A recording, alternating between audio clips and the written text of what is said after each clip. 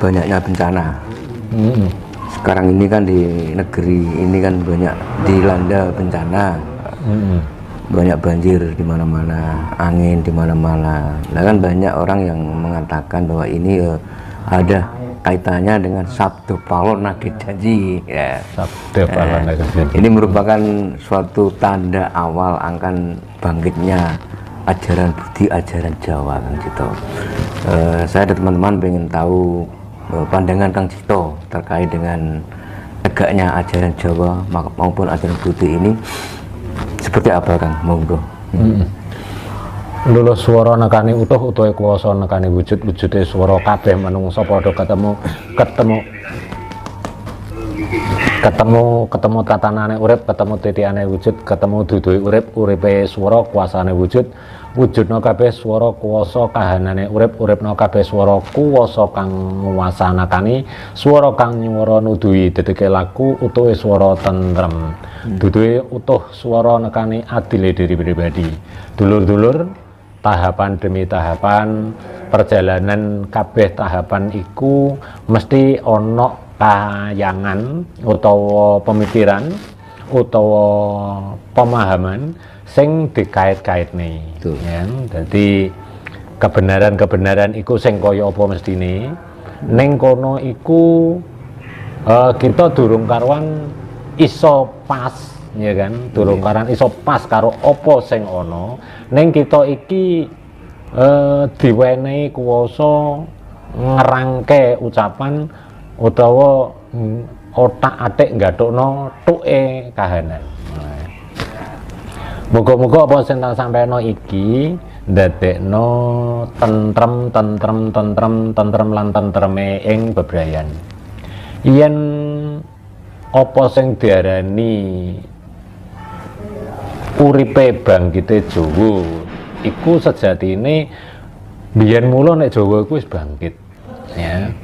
Ora mung saiki tok, biyen mula Jawa iku bangkit sebab Jawa iku urung kenal anane pepeke budaya apa wae utawa pemahaman apa wae. Jawa iku wis bangkit maca swara. Artine jojoh iku njajahi. Jojohi nggogohi goleki woho-wohone dhewe. Dadi aku kowe ucapan iku ngene.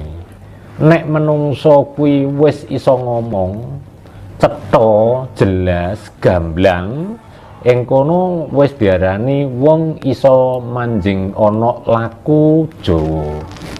Nah, lek Jawa bangkit, sapa menungso sing wis iso nuduhno aku kowe ucapan utawa mantepe ucapan, yakine ucapan ing kono diarani Jawa bangkitna pepeke laku.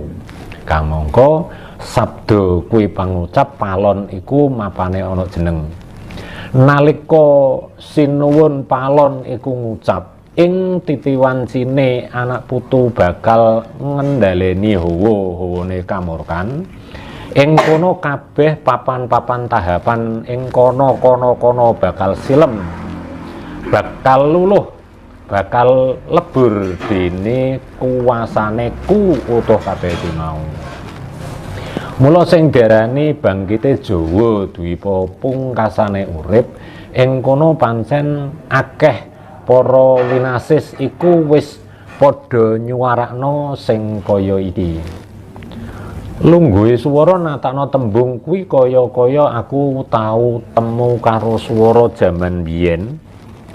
Wong tuwa-tuwa sing tau tak temoni iku nyeritani mergo nyeritani jaman semono aku dhewe urung iso ndudut dedeke laku mergo cerita iku mau teko kuna-makuna.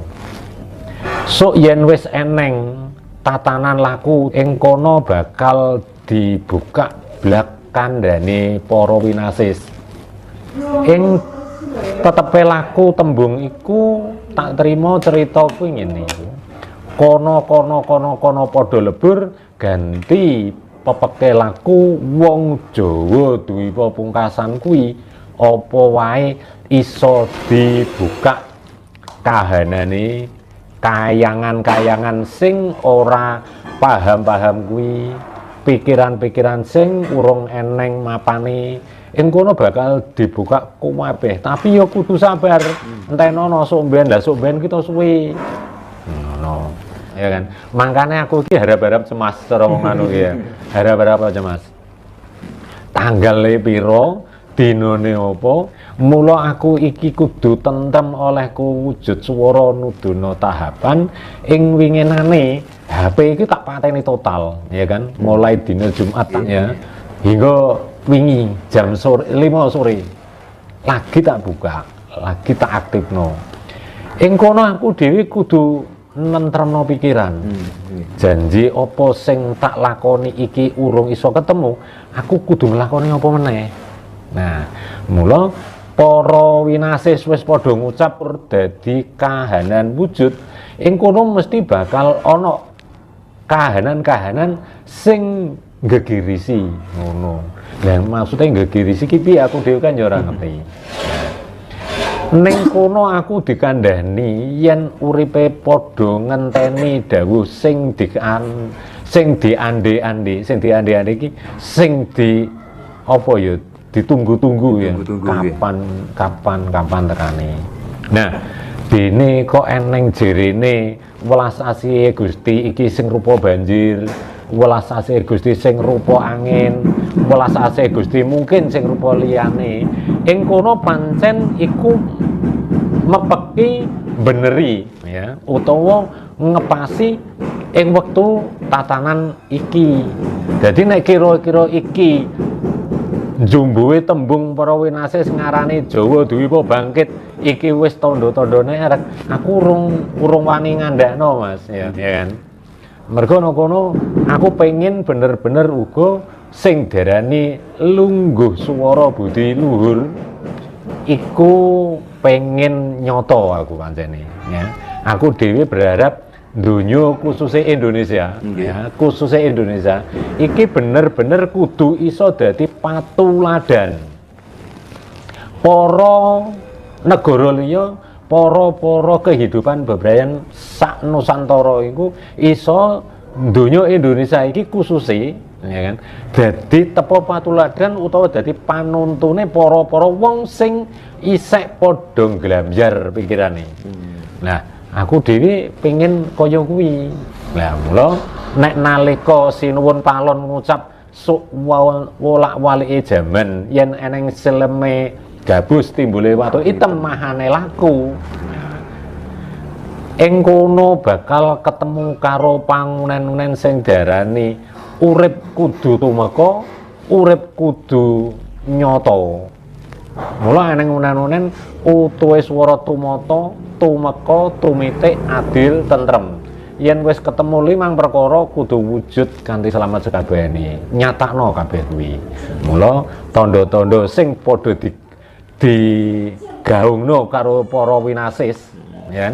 Yo iki muga-muga ora mung semu utawa icapan jempol tok ora, tapi aku istilahnya salut karo para luhur iku wis padha ngumandangno nek Jawa iki wis wayahe ngadeg ndedekno njejekno eluh kuwasa budi luhur. Aku setuju Mas, ya kan? Mergo wis akeh para winasis tangi, ya kan? Para winasis tangi, para winasis wis padha mapakno tembung, yo iki Jawa wayahe nuduno wujudno tembung aja sampai ana sangkrah sing sumanding ana negara kita, aja sampai eneng pepeke bebaya malapetaka apa-apa sing dikumandangno para wong-wong iku mau, ning muga-muga kabeh tembung sing digadang-gadang gemah ripala jinawi enggalo kasunyatan khususé ya kuwi Indonesia iki. Iku Mas.